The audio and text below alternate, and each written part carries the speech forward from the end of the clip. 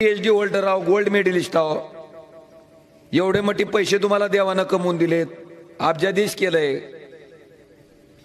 एवढं सगळं असताना पुढच्या माणसाशी बोलत असताना कशा पद्धतीनं बोलावं, काय भाषेत बोलावं, एवढी अक्कल साधी तुम्हाला दिली नाही का? काय भाषेत बोलता तुम्ही कुणाला? तुम्ही ही आईबापाच्याच पोटी जन्माला आलाव, आम्ही बी आईबापाच्याच पोटी जन्माला आलाव. मग नेमके तुमचे आईबाप तुमच्यावर संस्कार करायला कमी पडले का की तुम्ही दुसऱ्याच्या आईबापाला काही बोलता? ठीक आहे, देवानं तोंड दिलंय, तोंडातून कधीतरी चांगलं बाहेर पडू दे की कसा सारखं उठलं की सुटलं का गटार गंगा, उठलं की गटार गंगा, कधीतरी चांगलं बोलावं. बरं मी ती बघतो, त्यांचं भाषण बघतो, काय भाषेत बोलते, खालची कॉमेंट वाचतो. मला वाटतं कॉमेंट जर वाटले तर चक्कर येऊन पडल माणूस एखादं.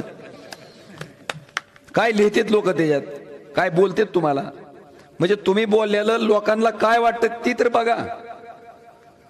आणि माझी विनंती आहे की तुमचा मान सन्मान म्हणून आम्ही आजपर्यंत शांत होतो, आमच्या आईबापाचे आमच्यावर संस्कार म्हणून आम्ही शांत होतो, नाहीतर तोंड आम्हाला बी दिलंय. कृपा करून इथून पुढच्या काळामध्ये हीन पातळीनं, नीच पातळीनं, ज्याच्यावर बोलायची आपली लायकी नाही, त्या कैलासवासी पवनराजे निंबाळकर साहेबाबद्दल एक ब्र शब्द काढलेला ओमराजे खपून घेणार नाही. मी तसला 40 वर्ष मंत्री असलेला डॉक्टर राणा एका झटक्यात गार करून आला म्हणून तू की जाडगी पत्ती आहे.